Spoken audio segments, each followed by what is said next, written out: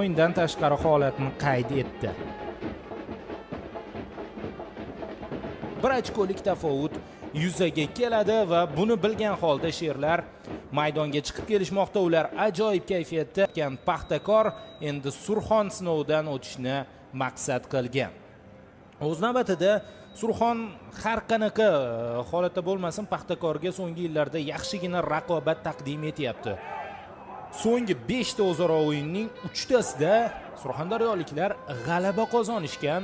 Birinchi davradagi o'yin esa 1-1 hisobida durang bilan yakunlangan. O'shanda juda yaqin edi Surxon 3 ochkoni qo'lga kiritishga. Avvalo Varda Ravshan Abduvohidov, Avar Sanjar Shoyusupov, uchrashuv komissari Diyorjon Xotamqulov. Tahsin Ribaliyev futbolchi 34 yoshda 12 daqiqa o'ynadi Nasafga qarshi bahsda. Eng so'nggi transfer Paxtakorda. Uzun pas. Ayman Husayn jarima maydoniga qarab ketyapti. Hozir qanotga yo'nalish oldi. Ayman yaxshi uzatma bo'ldi. Bashar Rezan to'pni to'xtatib oldi. Variantlarni qidiryapti. Alijonov jarima maydonida pas va biroz yeta olmayapti bu yerda Ayman Husayn. Yaxshi kombinatsiya. O'zi boshlagan hujumni o'zi yakunlashi mumkin edi. 29-raqamdagi 30 yoshli hujumchi biroz yeta olmay qoldi. To'pni o'yinga kiritib berdi. Juda tez olib qo'yapti Paxtakor vakillari to'pni. Husayn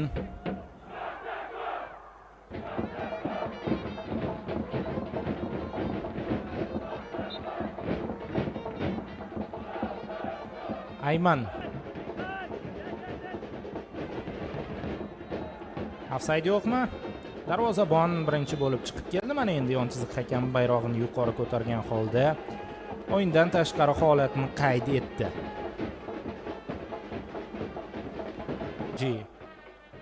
Birinchi bo'lib to'pni qabul qildi. Alijonov, Ayman Husayn. Endi olis masofadan zarbalar deyarli yo'q.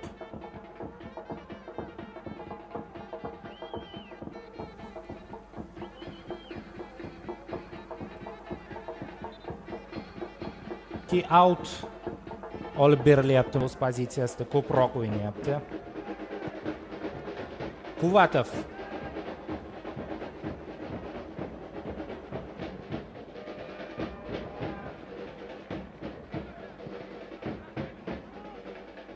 Ayman men davom etadi. Uzoq vaqt sarflanmadi.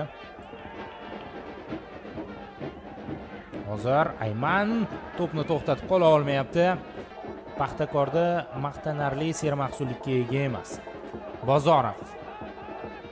Akmal Mazgavoy zo'r uzatmani amalga oshirib berdi. Ayman Husaynning ustunliklaridan biri bu ikkinchi qavat. Jahon chempionatida ham bu borada yaxshi ekanligini ko'rsatdi. Ammo hozircha Aymanga bu qoyil Alijonov chiroyli tarzda to'xtatdi.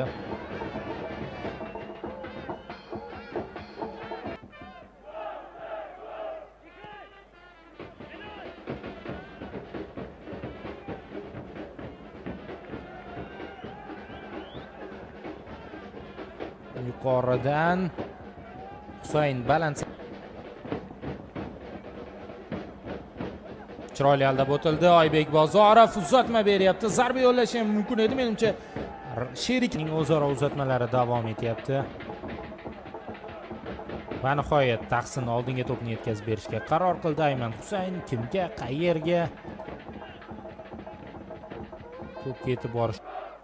Endi chap qanot Alijonov. Bu qanot meniki deyapti.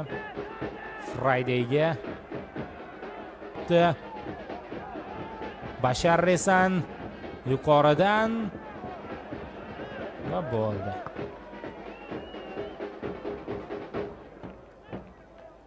Birinchi taymning Murtazo Puraliganji kutilganidek o'yinning borishi 0-0 edi va umid qilamizki ikkinchi taym 6 Behruz Shukurullayev, 7 Dostonbek Tursunov, 14 Tohirjon Ashirboyev, 15 Diyor Ramazonov, 8 Humoyun Sherbotayev, 11 Richard Friday, 21 Tornike Dzebniauri va 19 birinchi taym Purali Ganji va Ayman Husaynda biroz o'yin chiqmadi. Ayman ikkinchi taymda vaziyatni o'nglashi mumkin. Hozir yaxshi uzatmani amalga oshirib bergandi jarima maydoniga Alijonov.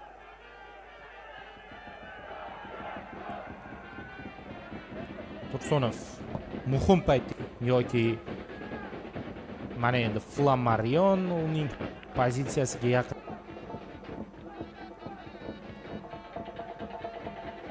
Tinimsiz kurash maydonda.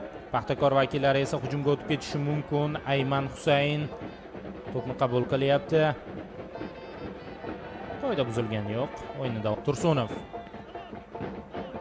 o'tmadi uning to'pi.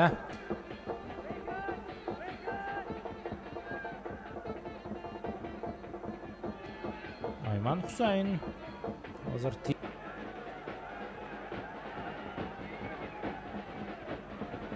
hozir o'ng qanotdan Bozorov uzatmani amalga oshirib beryapti. Resan to'pni to'xta.